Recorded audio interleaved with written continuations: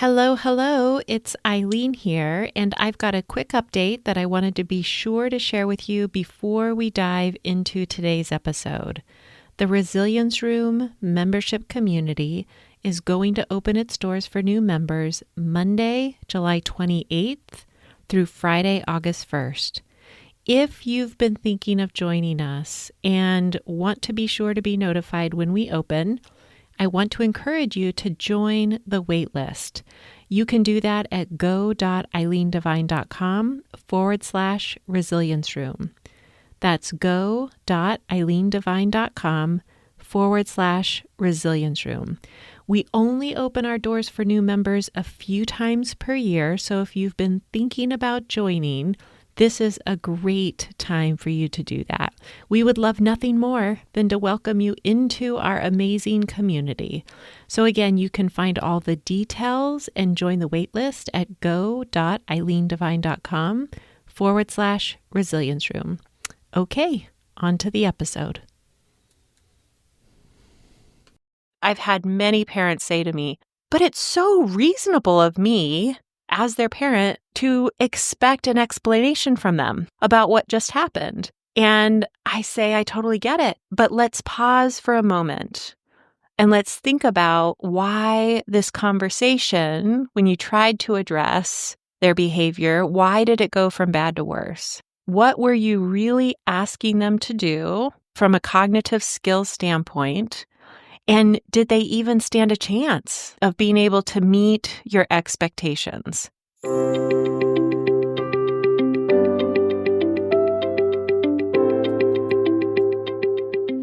Hi there, and welcome to the Brain First Parenting Podcast. I'm your host, Eileen Devine, and I am a therapist, parent coach, and educator who supports parents that are raising children, teens, and young adults with brain-based differences and challenging behavioral symptoms.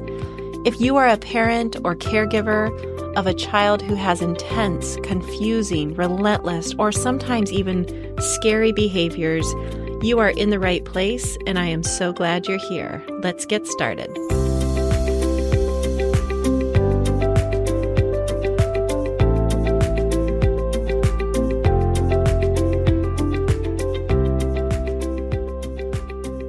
Hello there, and welcome to another episode of the Brain First Parenting Podcast. My name is Eileen Devine, and I am your host. If you're new here, this is a space where we talk about what it means to parent a complex child or teen who has a brain-based difference and challenging behavioral symptoms.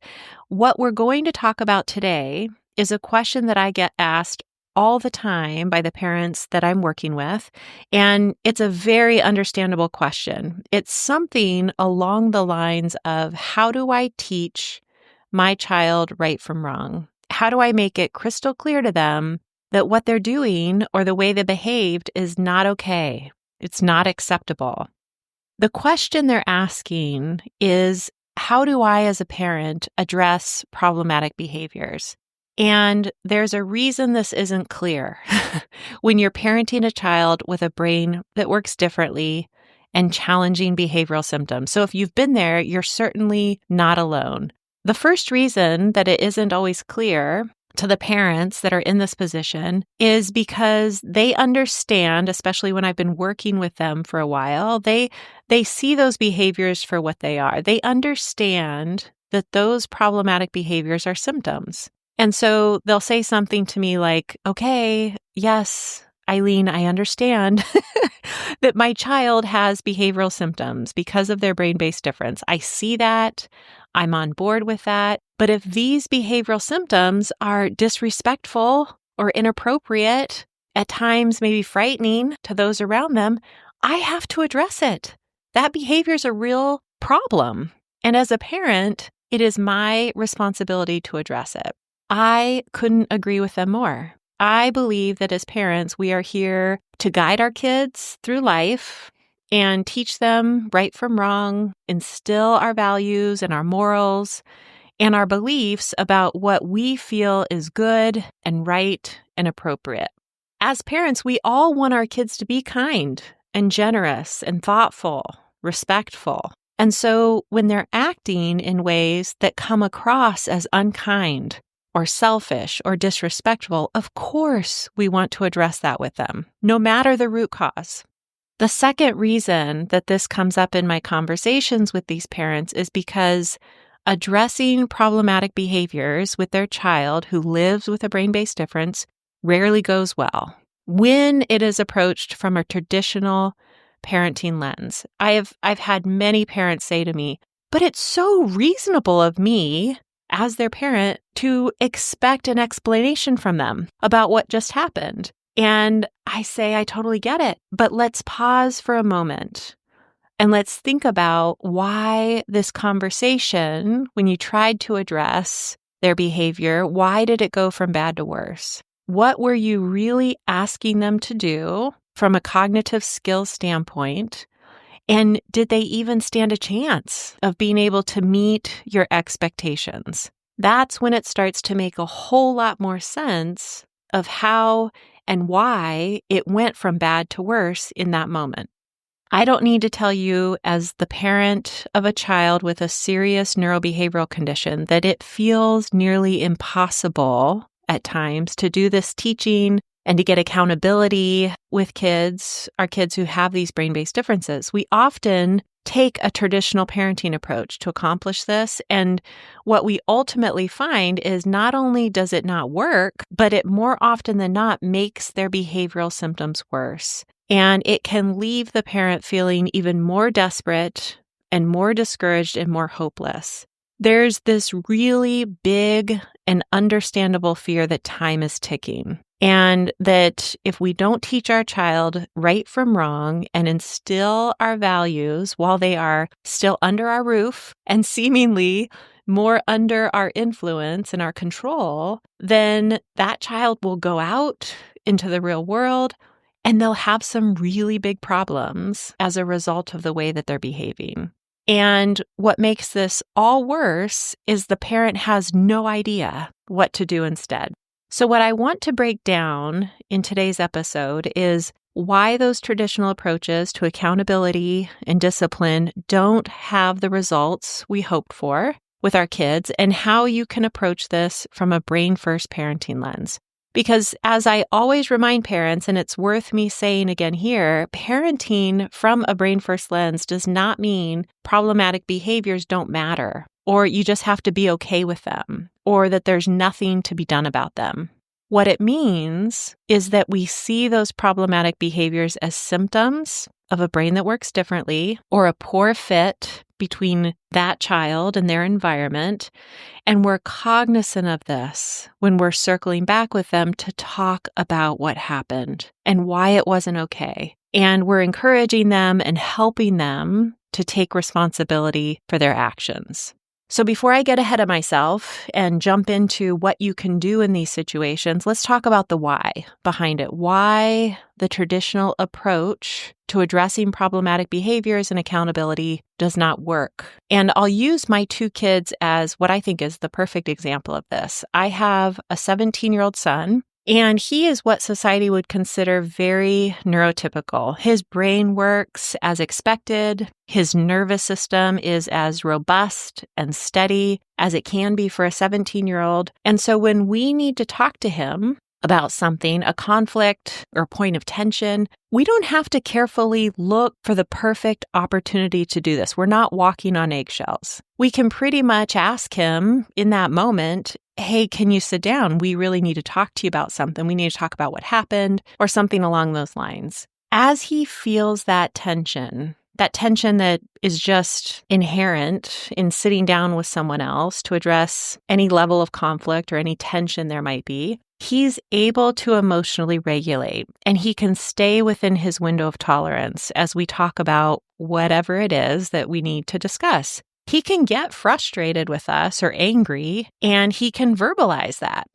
And he can verbalize it in a way that is socially appropriate, without shouting, without using profanities, without storming off or throwing a chair or punching a hole in the wall. He has the cognitive skills to consider our questions. He can accurately recall what happened. He can reflect on it. He can formulate his opinion. He can talk to us about what he thinks while at the same time consider our perspective. It's a pretty reasonable and logical conversation. If he gets irritated with us, which is totally normal, he can let us know. Hey, I need some space. He can go to his room. He does whatever he needs to do to be more regulated, and he can re-engage with us in that conversation later.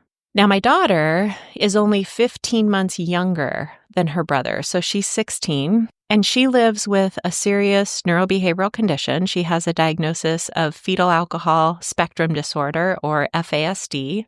And she has come a really, really long way in her ability to do what I just described my son being able to do fairly naturally. But the two of them are still in very different places with all the skills that I mentioned him having. So she has grown in her skills over time, but she's not where you would expect a 16-year-old to be. So if she knows that we need to talk to her about something that she might feel ashamed about, or that she believes she might get in trouble for, she's not always able to stay within her window of tolerance. She may get really silly. She may run out of the room. She may get more rigid, which looks like defiance. The point is she gets dysregulated fairly easily at times by these conversations, and that dysregulation is reflected through her behavior. And that dysregulation, those challenging behaviors, are present because this conversation that we're attempting to have with her to address whatever happened really challenges her lagging cognitive skills. She has a very difficult time reflecting on her actions and connecting the dots and telling us what she was thinking or why she did what she did. She has a very hard time identifying her feelings and relaying those to us. It's still, even at 16, really difficult for her to put herself in someone else's shoes and see their perspective without a lot of support from us in getting there. It's also hard for her to be what you and I would think of as reasonable and logical. All of this that I've just mentioned is pretty hard for her on her good days, but it is especially hard, if not impossible, when she's upset or she's feeling that she's in trouble or she's feeling ashamed of what happened. She's not able to go off on her own and regulate herself and then re-engage with us. Her nervous system is just too fragile for that. The difference between my son's behavior in these moments and my daughter's behavior in very similar moments has absolutely nothing to do with their character. It isn't about my son being a good kid and my daughter being an inconsiderate kid who only cares about herself. They are both really wonderful, tender-hearted kids who care deeply about others, and they both want to do well. One happens to live with a brain that works typically making these in the moment, you need to sit down with me so we can talk about what just happened conversations possible for him.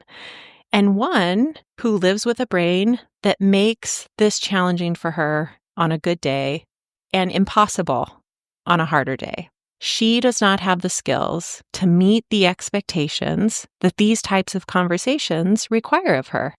So let me be clear that this does not mean that with my daughter we say, well, I guess we can't address anything. We can't ever address anything that happens with her because she can't handle it, right? Her brain doesn't allow for that. She doesn't have the skills. No. First, we get crystal clear on why she can't handle it. What specific lagging cognitive skills are getting in her way. And we take that into consideration when we circle back with her later, sometimes much later, to talk about whatever it was that happened. So this is a process I call circling back, and it requires you to be looking for the opportunity to go through a very thoughtful process with your child that accomplishes a few things. It strengthens your connection with them. It supports them in building the lagging skills that got them into trouble in the first place. It's an opportunity for you to instill your values and help them repair whatever it is that needs repairing. You don't just charge into the circling back conversation. It's a very thoughtful process. You want to think about why you're doing what you're doing, what's going to happen. You want to do all of that first. You also can't plan it for a specific time. So you're looking for the opportunity. And that opportunity is there when you are regulated and when they are regulated, so that you can circle back and talk with them about everything that happened with their lagging skills in mind. So this could be hours later. It could be days later. There's not a prescribed time frame because each situation, each child, each parent is different. Here's a key difference to the circling back conversation versus what we think about in a more traditional parenting sense of the addressing problematic behavior immediately conversation. Circling back begins with leading with empathy. That means letting your child know that you know they would have done better in that moment if they could have, and that you are here to help them prevent it from happening again, that you see their problematic behavior for what it is. It's a reflection of their distress and their fragility and their lagging skills. The other key difference is that the main focus of circling back is about building their skills. It's not about what consequence does this situation call for.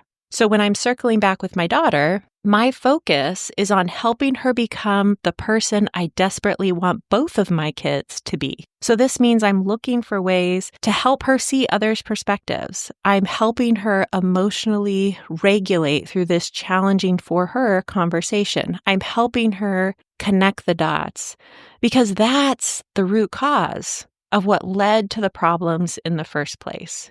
Now, many times there is some natural consequence that results from whatever happened. So what is often thought of as accountability. And we talk about that too, but it is the last thing that we talk about in this circling back process. And the accountability is focused on helping repair relationships that suffered because of their actions and making right what went wrong. So an example of that could be talking through with them what steps they might take to apologize for the very impulsive thing that they said to their friend who no longer wants to speak to them. Or if something ended up broken, it could be about what their responsibility will be in helping replace it or helping repair it.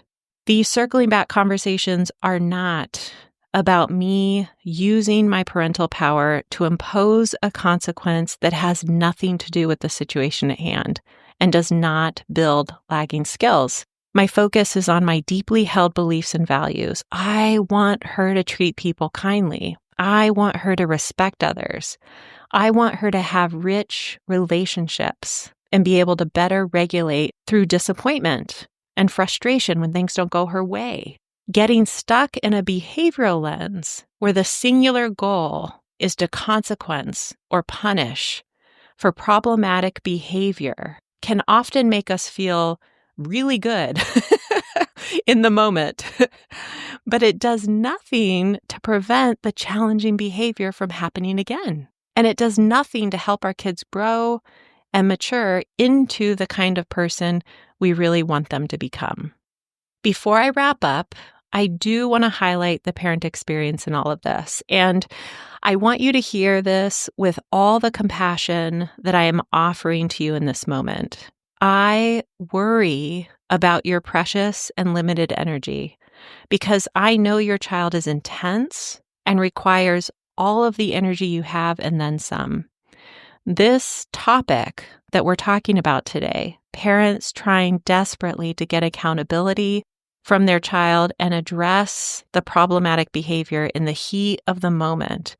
It is one way I see parents expend a huge amount of their energy with very little return. That's why it's important to consider what we're doing, why we're doing it, how well it's working, and what we might do differently based on our child's unique neurobiology. Parenting from this lens is never about working harder. It's about directing all of that energy that you're already expending and putting it somewhere different so that you can begin to see things in your home improve. I'm always rooting for you. Thanks for being here. And until next time, take care. Hey, if you found today's episode helpful in any way, I'd like to ask a quick favor of you, and that is that you take just a moment to share this episode on Instagram or Facebook, the two places where I hang out most.